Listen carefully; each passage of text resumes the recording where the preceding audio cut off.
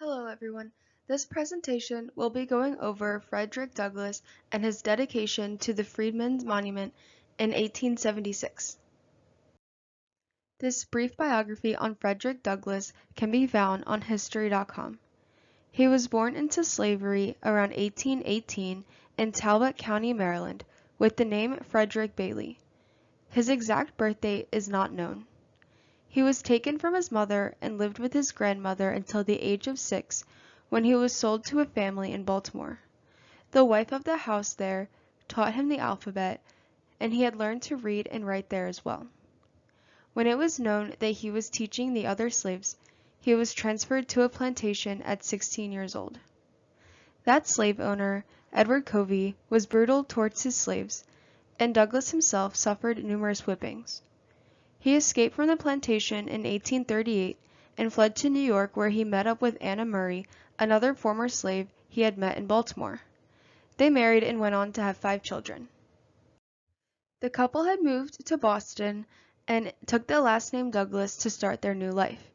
Douglass started becoming active at meetings for the abolitionist movement. It was at these meetings where he was encouraged to become a speaker for the movement. He would go on to travel and deliver speeches on abolishing slavery and the right to vote for African Americans and women. Eventually, later in his life, he was the first man of color to hold high office after the Civil War, as he was an ambassador to the Dominican Republic.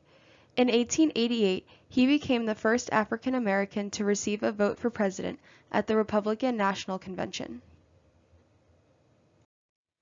In a book written by James Oakes, he talked about the relationship between Frederick Douglass and Abraham Lincoln.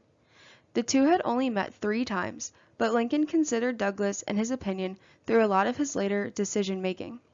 Lincoln's core ideas about slavery are evident in his 1858 House Divided speech, where he talked about the country not being able to succeed if they are divided by slavery. He carried this notion into his presidency, but was ultimately a politician and put ideas of emancipation on the back burner in order to keep the loyalty of the majority. Even though Lincoln was able to not address the problem of racism and slavery during the first part of his presidency, Douglass still knew that Lincoln did not carry these prejudices as extremely as his fellow white man did at the time. During his later years as president, Lincoln took Douglass's opinions into strong consideration when dealing with the abolishment of slavery. He viewed Douglass as a friend, and Douglass knew his heart was in the right place. The following video is a visualized representation of the relationship between Douglass and Lincoln. During Lincoln's second inauguration, Douglass was invited to see him afterwards, and Lincoln addresses him by saying, "Here comes my friend Douglass." For the first time in my life, and I suppose the first time in any colored man's life, I attended the reception of President Lincoln on the evening of the inauguration.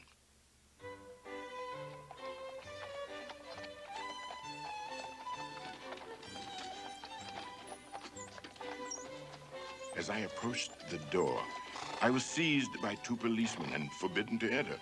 I said to them that they were mistaken entirely in what they were doing, that if Mr. Lincoln knew that I was at the door, he would order my admission, and I bolted in by them.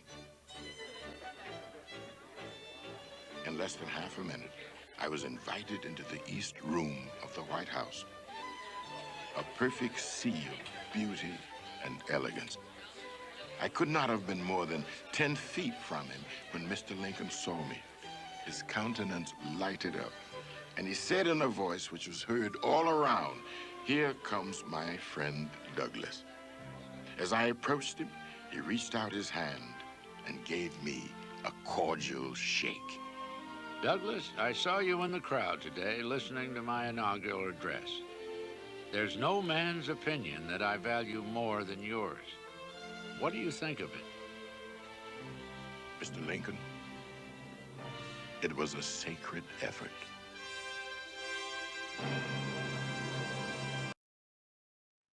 Frederick Douglass was asked to speak on April 14, 1876, as the Freedman Monument was being dedicated to Abraham Lincoln.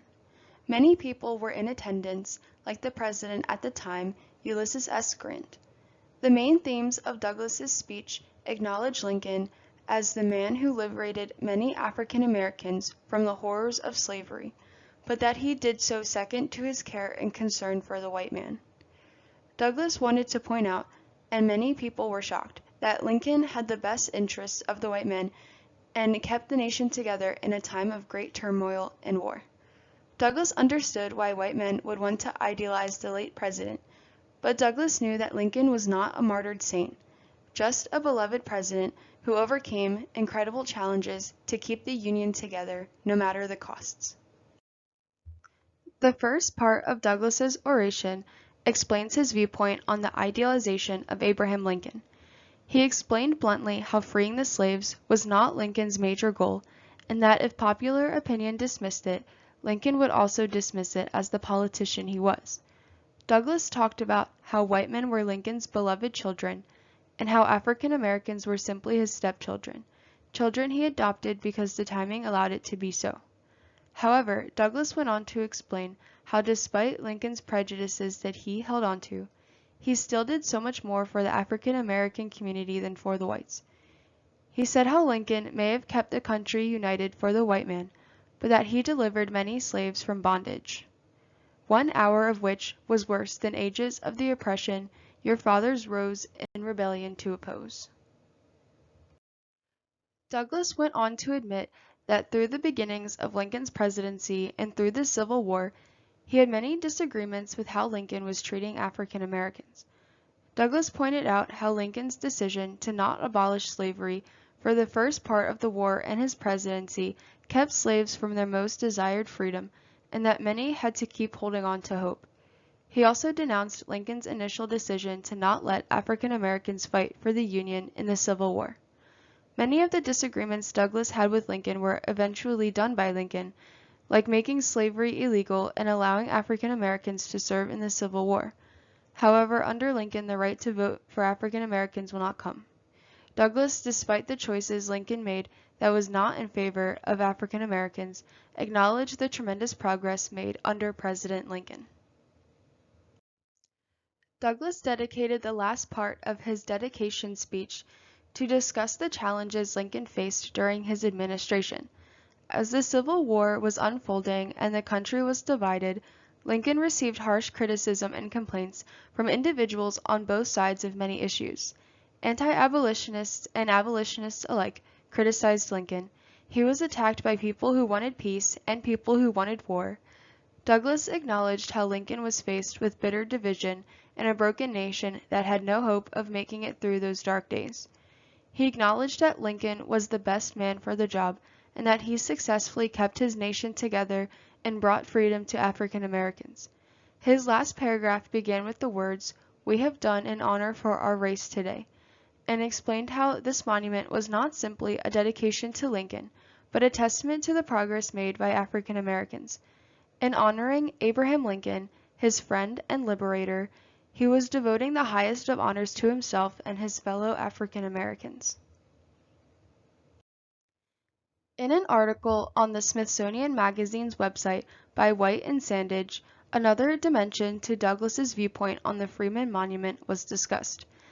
This letter was written by Frederick Douglass talking about making another statue. He felt that this monument did not tell the whole truth. Lincoln was the man who broke the chains of slavery, but that was just the first part. More progress for the citizenship and rights of African Americans had been accomplished, and he felt that also needed to be commemorated as it did not end with Abraham Lincoln. Here is a list of my references. I hope you enjoyed this presentation. Thank you for watching.